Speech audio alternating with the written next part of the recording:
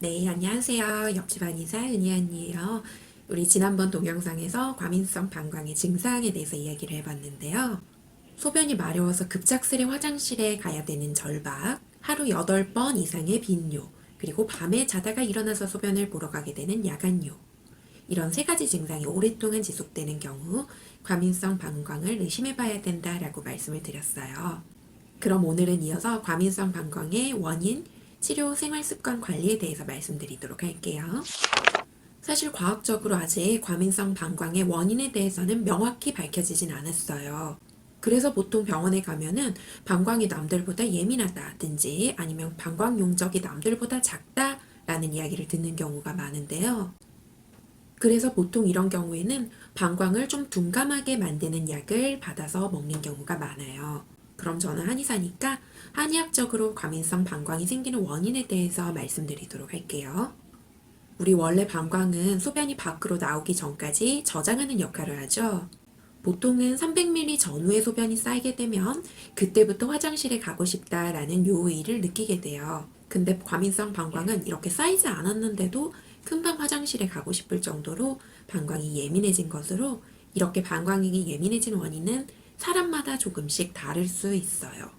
한의학적 원인으로는 대표적으로 크게 4가지 정도로 나누어 생각해 볼 수 있는데요.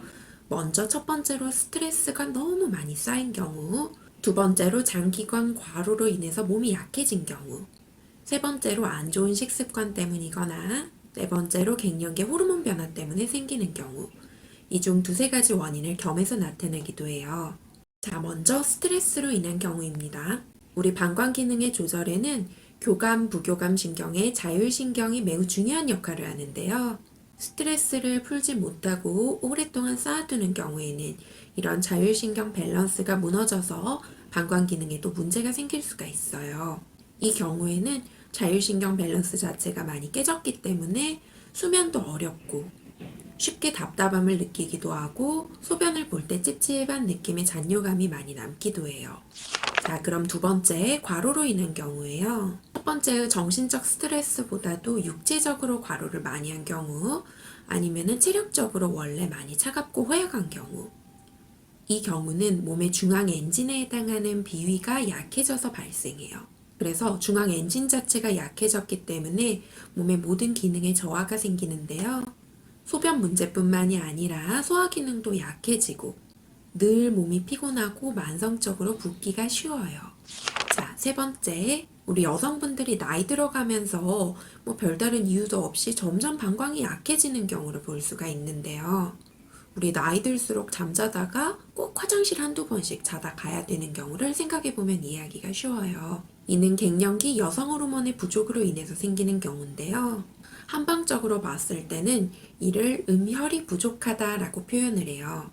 이렇게 음혈이 부족해지면은 우리 몸은 마치 마른 장작처럼 물이 점점 말라가는 형태가 돼요. 겉으로 피부가 건조해지는 건 물론이고 근육에도 쥐가 나기가 쉬워요.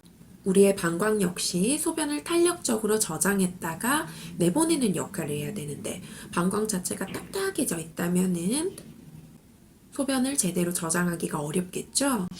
그리고 때로는 잘못된 식습관의 반복으로 인해서 소변 문제가 발생하기도 해요. 특히 밤늦게 술이나 야식을 먹고 자는 습관이 반복되는 경우, 이 경우는 몸에 과다한 수분과 노폐물이 쌓여서 이렇게 방광 문제가 발생하기도 해요. 이 경우 소변 문제뿐만 아니라 몸이 전체적으로 잘 붓고 대소변 문제, 과민성 대장증후군, 역류성 식도염 등을 동반하기도 해요. 이처럼 같은 과민성 방광이라 하더라도 사람마다 원인이 다를 수가 있어요. 그래서 한의원에서는 개개인의 몸 상태, 생활 습관 전반에 대한 자세한 상담과 맥진, 복진 등을 통해서 과민성 방광의 원인을 진단해요.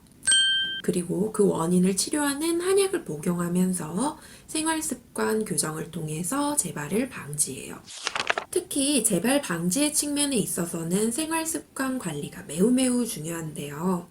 많은 분들이 어떤 음식이 방광에 좋아요? 라고 물어보시는데, 사실 특정한 음식을 많이 먹는 것보다도 좋지 않은 음식을 안 먹는 게 제일 중요해요. 우선 밤늦게 먹는 건 무조건 피해 주시는 게 좋아요. 자기 전 3시간 전에는 무조건 식사를 끝마친다고 생각하세요. 그래야 숙면을 도와서 우리 몸에도 충분히 회복할 시간을 줄 수가 있어요. 그리고 카페인, 알코올류는 무조건 적게 드시는 게 좋아요. 카페인, 알코올, 탄산음료 등은 우리 방광을 자극해서 더욱더 예민하게 만들 수 있는 것들이에요. 특히나 수면이 불규칙한 분들이면 더더욱 그렇고요. 그리고 간단하게 도움이 되는 방법으로는 복식호흡이 있는데요. 복식호흡은 숨을 마실 때 가슴을 크게 내미는 대신에 아랫배에다가 숨을 불어넣는 호흡법이에요. 깊은 호흡을 통해서 복부와 골반강의 원활한 순환을 도와줄 뿐만 아니라 전체적인 긴장을 풀어주는 이완 효과가 있어요. 그리고 이런 생활습관 관리도 중요하지만 증상이 오래되었다면 심하다면은 한의원에 오셔서 가급적이면 상담을 받고 치료를 제대로 받으시길 권해드려요. 특히 갱년기나 수면 문제를 겸한 경우에는 생활습관 관리만으로는 호전이 어려운 경우가 많아요. 오늘은 과민성 방광의 원인, 치료, 생활습관 관리에 대해서 다뤄봤는데요. 어떻게 좀 도움이 되셨나요? 외에도 더 궁금한 게 있으시면 아래 댓글로 남겨주세요. 제가 시간이 조금 더 걸리더라도 확인하고 댓글로 남겨드리거나 아니면 동영상으로 나중에 답변 남겨드리도록 할게요. 그럼 다음 시간에 만나요. 안녕.